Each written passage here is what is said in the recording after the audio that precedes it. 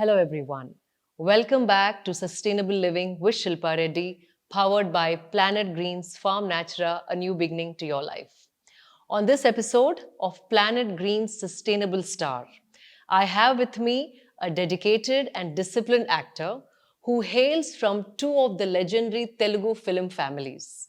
He has been my friend like family for over 20 years. People know very little about him as he's private and likes to maintain a very low profile. Let's welcome the ever charming and composed, talented actor Sumant on my show. Hi, Sumant. Suman, thank you for coming on my show. And today we are going to reveal a lot about Sumant to our viewers. My pleasure. It's been so long. We haven't seen each other in so long. It's good. Thank you for inviting me, though. Pleasure is mine. So, Sumant, to start with, you were raised by your grandfather, the legendary N.R. Garu. And as much as I know of him, he's been he was always a highly ethical person with strong principles and immense love for the family. How was it growing up with him, and what kind of impact did he have on you, and what did you imbibe from him? Not enough. Okay. I should have actually, imbibed, learnt, absorbed a lot more from him, considering that I grew up, all my life I've been brought up by him. Uh, so I want to get that out of the way. I should have learnt a lot more from him. I have too many flaws. If I was better, I should have learnt a lot more from him. Anyway, I think getting to the point, the quality most about him that I really sort of at least absorbed, I think, to a certain extent is simplicity, number one. And even though he had a lot of money, he could have done so much with bought a bunch of cars, invested in a lot of real estate, Yes. he could have done so much. He could have gone off in that sphere, but instead, Absolutely. he always wanted to give back to his he called it his mother. Like the film industry always called it Oh. his mother. So he wanted to give it back. Okay. So whatever he got from the film industry, so all the money, everything that he made, he always put it back in the studio or the film school, which wasn't, the monetary, Not a lucrative yeah, business it wasn't, idea, it but wasn't the best return on investment possible. yes. But for him, it was all about, what made him happy and his passion. And I think I learned that most from him, is to kind of invest more in your what you like and what you love, instead of just thinking about money and fame and multiplying the money. and multiplying the money. And I think I learned that from him the most. And of course, simplicity. And I think And his and a certain amount of discipline. certain amount. Certain amount. I think he was always I would say 95% discipline. That's too Yeah, high standards, right? regarding everything, he was like a creature of habit. I have to wake up here, I have to go for my morning walk here, I have to eat only this much, I have to have only this much to drink, I have it was very, very methodical, Highly disciplined man. highly disciplined. Me, I'm probably disciplined maybe 75% of the time. Okay. But okay, 70, 80%. compared to him, I think all of us fall under 50. Yeah. All of that kind of standard is very. I think that generation is not there it's- anymore, Yeah, it's not. right? It's We not. kind of waver away and get Yeah. distracted. We get too distracted. We get distracted by our phones. We get distracted by this. Absolutely, So, yeah. So, Suman, what are the few interesting things that only you knew about your grandfather since you shared such a close bond with him? There are many, some of which I can't say. Okay, something that you can share with all of us. He was a charmer. He was a charmer. Yeah, he was a charmer. Especially he had a way of just talking to the ladies, which was very charming. That I don't know how. They just fall but a in lot love of with people know him. that. A lot of people know that about him. Yeah. Especially that even till his dying days, for example, the way he used to talk to his nurses. Oh, okay. Till almost his last days. Like, he had that, he was very charming Charming. towards I women. think you cannot stop falling in love with him. The way he speaks and the kind of wisdom with which he speaks. And I don't know if I have to share, even my grandmother is like always used to fondly talk about your grandfather. And it was always about how he spoke. Right. So that's something we know, Suman. Something that we do something not know. everybody knows. But he's extremely charming towards women. Oh. In a very nice way, in a nice, respectable. In a nice way, and, he knew how to respect Yeah, them, and yeah. he knew how to make them feel, I guess. Yeah. Okay. So recently you mentioned that you started gardening. Yeah. And how did that start? Why did you start now? And what kind of plants do you grow? Well, actually, this is something that I probably picked up from him. This is one more aspect. Like, he probably had it right from the beginning. And then, like, he used to, go to this farm and grow vegetables for the entire family. He used to do that. I think once or twice even we got those vegetables. Yeah. I think he must have sent it to your house also. Yes. And this was towards the later part of his life. Like, he started doing that. And he always had a green thumb. But that he was more inclined towards, I think, like farming as far as like vegetables and things like that, fruits and vegetables. Like, and I think I am starting to get that from him right now. Timing. Because I spend a lot of time in my house and basically the entire garden, like our backyard, the big space, that it's everything due to him. I'm just kind of sort of continuing what he had started. I'm probably elaborating it a bit more. So I'm more into flora right now. Okay. Like, he was more into vegetables. Okay. Like his backyard, like literally in the backyard of the house, he used to grow vegetables. I'm not into that as yet. Okay. I would still rather come to Sustain Cart and pick up my vegetables and grow in my backyard. For sure. And in my backyard, I will grow like flowers. So right now I'm into like, I like a lot of green more than like flowers right now. I'm into creepers and climbers. Okay. So I'm trying to like do that to my house. What does it do to you, gardening? How do you feel when you do it? I don't know. I'm starting to get an emotional attachment to the plants in the house. I normally don't get emotionally attached to many things at all.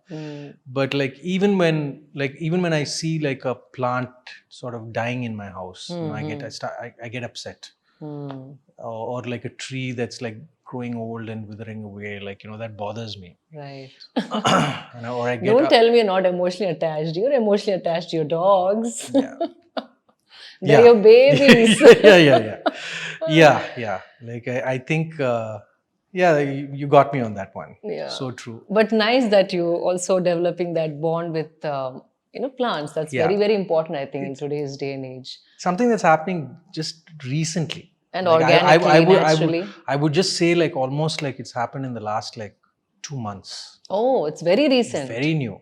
And I also heard, I remember Supriya mentioning that your grandmother had an envious rose garden. Did you learn or pick up something from her? I think it was before I was born. Oh, okay. That was a house in Begumpet. Where she had the rose garden. I wasn't born there. Okay. And after she had her accident, she had like an accident and she fell sick. So I think that kind of took a backseat. Okay. But before that, she was like when the Begumpet house, like, she had this, I was told, I've seen pictures too. I wasn't born then. Right. But she was one of the pioneers of like sort of this rose garden culture and like, the gardening culture in Hyderabad after she moved from Chennai.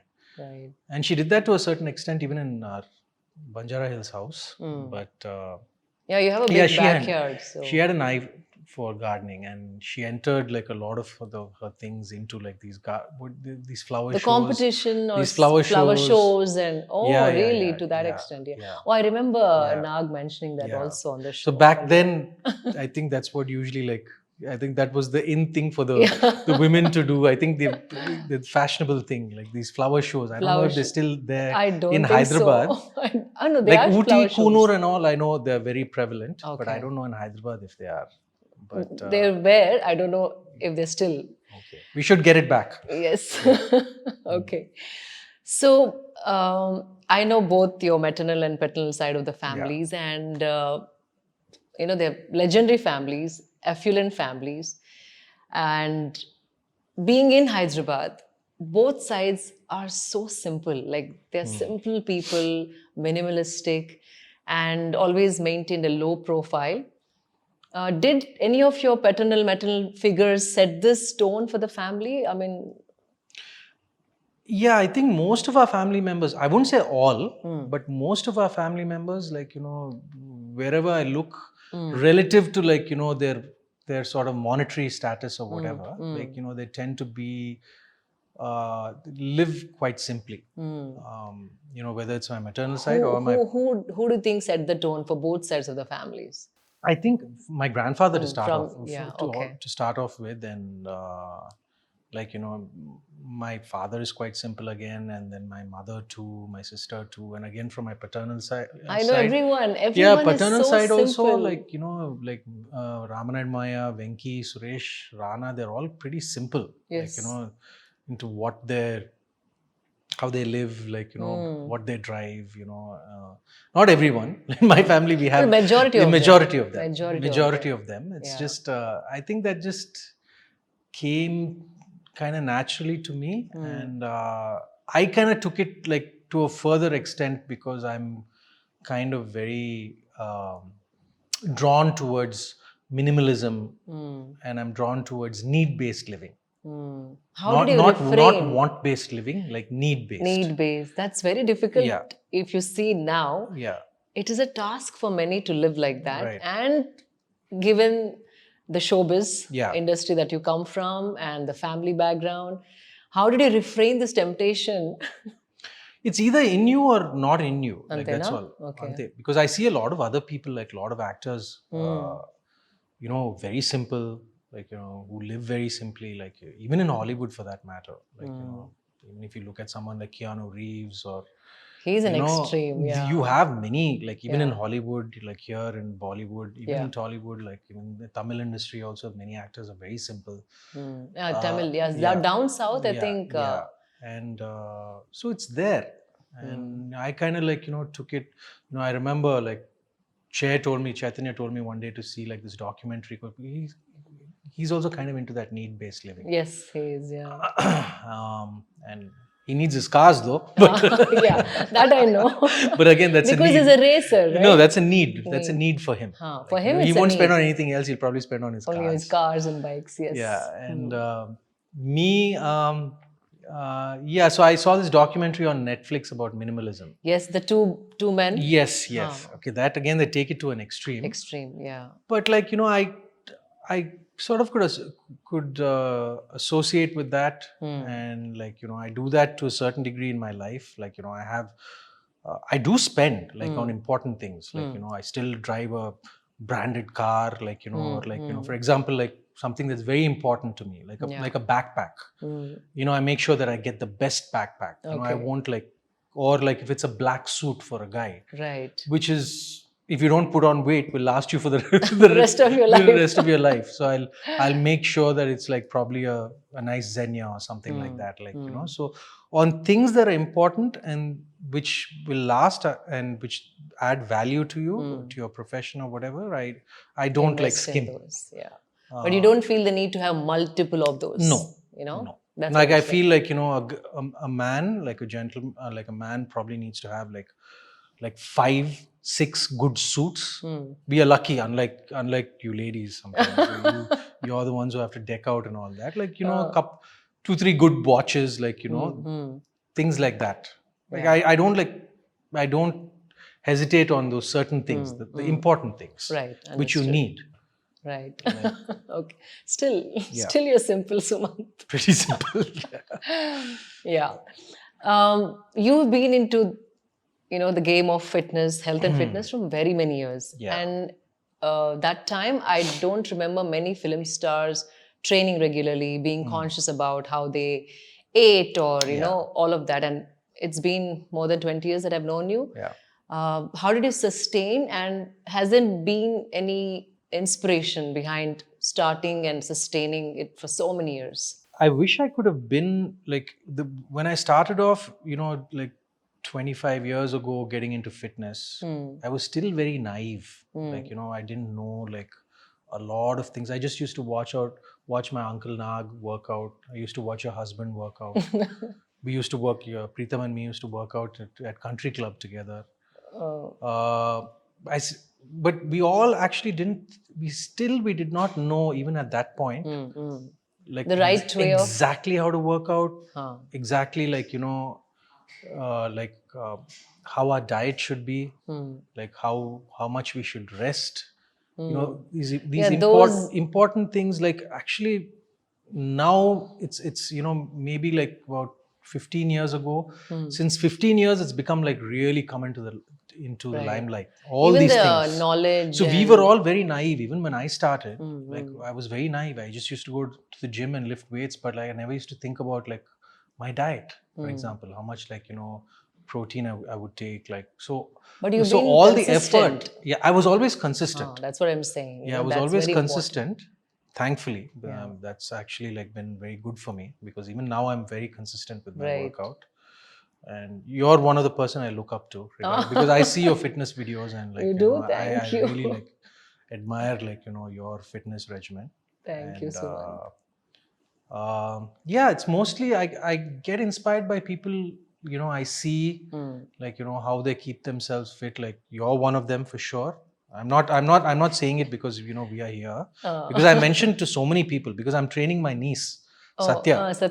She comes home and she works out with me. She lifts weights. So really? She started? Yeah, she started too. So I keep giving you as an example. How sweet. Like look at her Instagram videos as to how like your form and everything. Okay, things like that. Okay. So I tend to look at like people that I know, pick up certain things from everyone, like people that I admire. Like I'm not too much into it to the point of. No, but you've been consistent. I'm very consistent. You're not overdoing anything. That's what I'm saying. I'm very consistent. Like no matter what, I have to work out like 5 days a week. What does it do to you? I want people who are watching to know consistent training does something to you. Like how does it translate into your life? I just get like this boost of happy hormones. I don't even know how to explain it. It's and like the day goes by. It's only when you work out, like it's almost like meditative for me. Like and I kind of like modify my workout too. I mix a little bit of yoga into my weight training. Oh, you started yoga too now? Yoga, like I don't know whether I told you this, but I started yoga. I actually went to Isha about like not for the meditation aspect. I still haven't got into that spirituality and all that as yet. Maybe I will later. But I went for the yoga.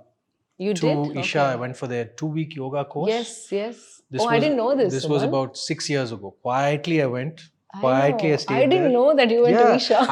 No, I'm not into it like but the way you learned it from there. I had a trainer. I had a tutor here for almost a year. Okay. And then I went to Isha for like, I took almost like a 3-week course there, 2 to 3 week course there. Yeah, the 21-day Hatha yoga. Yeah. Wow. Like, so I'm pretty, if I practice my yoga, like, I regularly, like I'm pretty, I won't say I'm like a expert at it, but like, somewhere between intermediate and expert.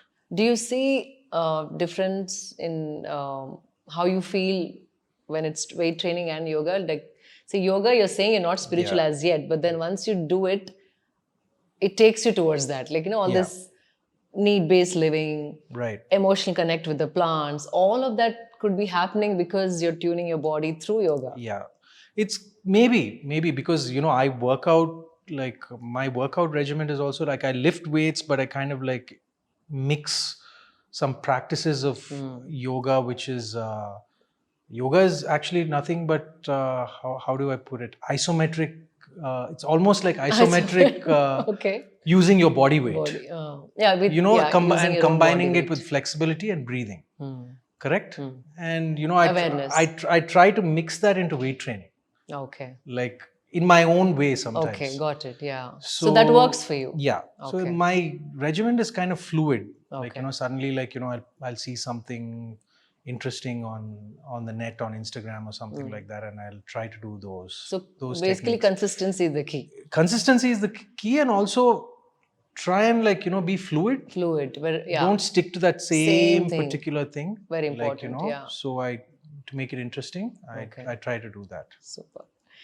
So, what practices did you see your grandparents have at home that are towards conscious living or sustainable living? Do you still practice them, or did you add something new? My grandfather, did a lot of, I think, through his farming, many, okay. through his sustainable stuff. What you call sustainable right now, he may have been doing it, in his farm or even in his backyard, by growing your own compost, things like that, just For small them, things. it was common. Yeah. Now we're making a big deal out of. Exactly. So things like that. I don't know in particular what he did, but I think the main thing, growing your own plants. Yeah. I mean, that is a big thing. Yeah.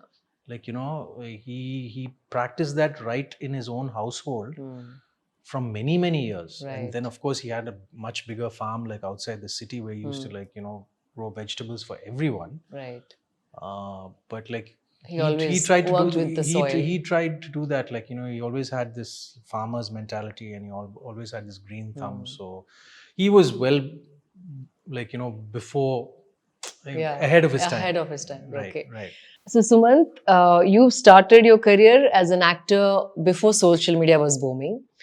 What was it like before and now, in the sense of your thinking and people's perception about actors? And did you have to handle stardom differently then and now? I'm a contrarian in this thing because, in regarding social media, given a choice, I wouldn't be on social media. I thought so. But the thing is, it's not that it, like everything else, everything has got its pros and its cons. Absolutely. And it's social media, the way I use it, I use it to promote my films or something like that. That's all I see. Nothing beyond that. Nothing beyond that, because but again, it's a part of evolution, and we should all accept it. And take the best from it. But me, I kind of use it in a very limited way. I started using it only predominantly to keep in touch with my friends in the US. Because all my college friends in the US, that was my best way to kind of see how their kids are growing up, what they're up to and stuff, being in touch with them. Again, need-based. How much you need it, you're using it only that much. It started off like that. Otherwise, I wouldn't be on social media. Do you scroll? Instagram? Yeah, sometimes I do. I told you, I pick up I see your fitness videos. I see sometimes I pick up certain new things about fitness. There are many interesting things in social media. I don't scroll to see what people are doing, what people are up to. For more educating yourself, updating. What people are wearing. For me, that is secondary. I know. I do I still I have an interest in for example, cars. Even though I don't to own many and collect many and all that, I admire people who do. And I have an interest in technology. I have interest in the automotive industry. So I men and machines. You can't so pull them apart. So I just scroll to for example, my co-star of Sitaram, Dulquer, is big car freak. Oh, is he? So I used to go see, I scroll see his what he's done with what car he's got, he also doesn't like to kind of show what he's got. He's pretty simple that way. And do you get any nasty comments? I do not read my mentions at all. At all? At all. Wow. That's amusing. I make it a practice not to read my mentions. None. Do you have a Twitter account? Sometimes I do. I don't read my mentions. You don't read a single mention? Not single, but sometimes I'll have to for example, retweet a production company thing, or so I'll have to see what certain times, but things. Again, whatever is needed. Whatever's if somebody tells me okay, check this and you got to retweet it, you got to So that itself this is is to promote to promote wow, the movie. Sumant, amazing. So I don't read my mentions. Like 95% of the time, I don't read my mentions, nor do I uh, s- uh, get Google reminders as to what's written about me. Like or You don't get anything any like of that. I don't. That itself, like keeping your mind clutter free, Yeah. it has become such a difficult thing for a lot of youngsters who are just Yeah. caught on to social media and too much information Yeah. needed, unneeded, not needed. So I think this is a great practice to. It works for me, but some people can read all their mentions and be unaffected by them also. You have people like that in your life? Some people are like that too. Wow. So but see, I feel bad sometimes because sometimes when there'll be genuinely like a well-wisher or like a long-time fan who like write to you, and you might because of my practice you might miss out on like, because I try to avoid the clutter, like you might miss out on something genuine and beautiful, which I kind of feel bad about. Okay, and I makes sense. apologize to like some of my fans and well-wishers who I do that, but unfortunately that's Okay. yeah, that's So now we know we've seen climate change, global warming is more real than the real. What can every individual, according to you, do when done collectively can have a huge impact in conserving or, working towards living a conscious life? Simple practices that you think that everybody must do, which might have an impact, which will have an impact rather.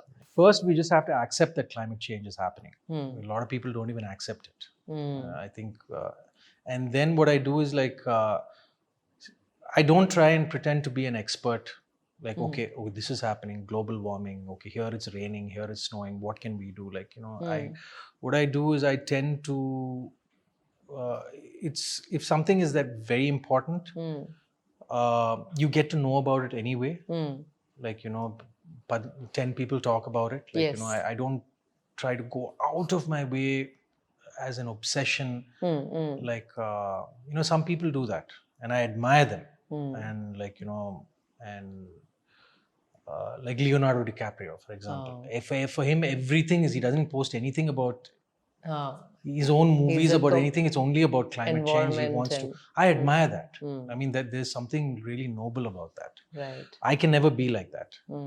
But I try to do like just learn like small things and just start off that way. Like for example, I think someone like me, who's a minimalist, that itself, and who tries to follow like need-based living, in itself is like kind of like reduces your carbon footprint on the world. It does. So in a huge way. Yeah. So I try to kind of like do that consciously a little bit more than what comes organically to me.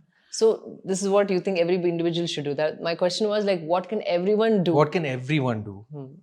Follow someone like that you admire, that like that you think he or she knows about climate change, and listen to them, because we all can't be experts on this. Exactly. Like for example, like if okay, is this the time right now to like change from a combustion engine to an electric vehicle? Okay. If 10 people are talking about it, and like if the government is giving you subsidies for all this stuff, do it. Like I would say, I would tell people like to make a conscious effort to go electric. But again, the government also should help people go electric. Like I'm in the process of, for example, of getting a solar paneling done at home. But it's so expensive that only you can't expect everybody to have that done. Right. So do everything in a small way, whatever like, you can. Yeah, like I would say, like definitely need-based living. Try and do that. Everybody can't do that. And everybody cannot do 100%. Yeah. They could probably address few things in their life. Yeah. So just be a little more conscious about. That's nice. Like I don't know, small things. Right. Like maybe like using your air conditioner less, or like switching to an electric car, or like just using a bike sometimes, like cycling instead, like just small things like that. Right. I'm not an expert in this, but whatever you think. I tend to follow like people, like what practice you can do, Hmm. like, you know, I make an effort to do it. Sumant, I've known you for so long, and you are a cleanliness freak. And you're Yeah. so finicky, and I think I wouldn't be hesitating to call you an OCD. Yeah, I have that. But Where did you pick it up from, and what is that which I gets onto your nerves? don't know. It's not as bad as, like, you know, um, see, for example, if somebody is not clean, like, you know, I don't force that. I don't tell the other person, like, you should be clean, you should be clean. I'll just quietly clean after them, like small things, like, you know, if I attend like a dinner or something like that, like, you know, if I see, like, for example, if I see a glass there without no coaster, I'll just quietly take the coaster and put it, like, you know, under the glass. Or like, if I see empty, like, plates that need to be cleaned, like, you know, I just like doing that. Where did you get Maybe this from? I have no idea, like, you know, I have None no of idea. them. I mean, anyone from your I have family? my dad to a certain degree, but not really. Like, you know, I don't see anybody else in my family who has that. I'm not really sure. I remember I once don't know. you just cleaned the glass ring. I think so. I'm like, why is he cleaning something which I messed up? Oh God, I've cleaned, like, yeah. There are some legendary stories regarding Right. my cleaning, but I enjoy it. You enjoy it. I really enjoy it. I And don't. it's I don't think I'm good. obsessed by it. I don't. I don't know. Someone like me would see it as an obsession, but Like, I won't. It won't be at the cost of me not enjoying an evening. Like, okay. you No, know, yeah, you do your job I'll quietly. just do it quietly, because I'll sit and talk to you. After a while, like, we'll run out of things to say to each other. So, like, I'll just Start quietly, like, cleaning. okay, you talk when you're talking to another person. I'll just quietly, like, go take the empty glasses away and put them somewhere. So a lot of people actually joke to me, like, I should like No, but run a it's a cleaning very company, nice. and Oh I should God. run a cleaning company, and like a lot of people joke. Really? Yeah. A lot of people You might do be that. good at that. Yeah. Meaning, even to train somebody, like you're so Yeah. meticulous that way. But hygiene and cleanliness is good, anyways. So I was Yeah. just, like, I just wanted to bring this Yeah, out so yeah. people know Yeah. something different Yeah. about you. Yep. Suman, before we end the questions, usually we ask the guests to make one resolution on my show that you would follow for the rest of your life. Sustainable, change. Okay. It's funny that you mentioned this. I was just thinking about it yesterday, Okay. because when I Swiggied ice cream Oh. and they sent me, like, plastic, like, spoons, I was so upset at myself for telling them not to. So I think from now on, like, whatever I order, like, on Swiggy, or like, I'm just going to make sure that, like, they don't send utensils, or I'm going to make it a practice to order from places that don't have plastic. Oh, okay. Like, I'm going to do that, like, because That's great. you see a lot of, because that's something that we all can do. And if we do that, and if we make that a practice, like, people will sort of move away from plastic containers to, like, regular, like, card, whatever, like, Yeah, that what you sustainable sent, packaging. what you sent me, like, Halim in, Yes. like, like last week. Yes. So that the people, cardboard the box. cardboard ones, people Yeah. can do that. I think that's my resolution. Since so many of them are ordering Swiggy these days, I Yeah. think this one itself Yeah, just tell can, them. kind of reduce so much Yeah. of plastic, single-use Yeah, plastic. tell them I'm not ordering from you because you're sending it in plastic. They'll okay. only shift. Yeah. So you have to demand. Yeah. Then they make a change. Yeah. Fabulous. So one last thing before we call it a day. We have a rapid choice round. I'm going to ask you a few questions. You just have to select one between the two. This is the one that gets everyone in trouble. Huh? No. No, I'm not really, because No, I'm just joking. I'm just joking. this is more to know you a little more. Rapid choice round. You have to just select one. Mountains or beaches? Mountains. Grasslands or forests? Grasslands. Nobody ever answered grasslands on my show, as far as I remember, which is interesting. Caves or valleys? Valleys. Birds or animals? Animals. A plant or a tree? A plant. Water, fire? Water. Sun or the moon? Sun. Sun. Roses or lilies? Lilies. Fruits or veggies? Veggies, of course. Farming or gardening? Right now, garden. Gardening. Okay. Sunrise or sunsets? Sunrise. Okay. You're an early riser, right? Most of the time. Yeah. Most of the time. A river or an ocean? River. Yeah. River. Rain or snow? Rain. Biking or trekking? Neither. I'm lazy when it comes to both, but I would say biking. Biking? Yeah. Okay. Camp or a cottage? Cottage. Bit comfortable, right? Okay. Yeah. House or a farm? House. City or a village? You'll be surprised. City. Okay. City boy.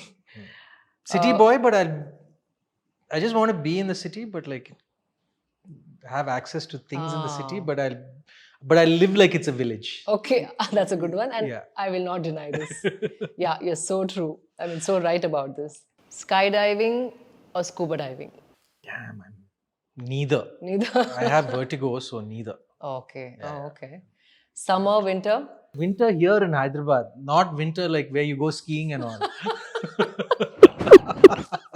I don't want to be caught dead like doing all that. Huh? Oh, those winters are bad. Yeah. Not those winters. Hyderabad winters. Hyderabad winter.